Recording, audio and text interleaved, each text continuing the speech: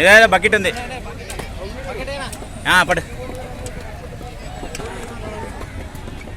Bucket ఉంది చూడు బాబాయ్ రోజు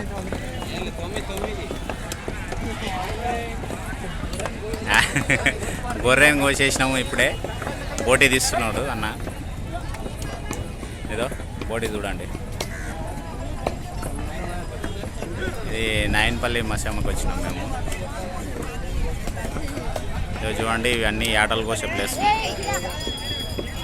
ఇవన్నీ యాటలు కోసే ప్లేస్లు.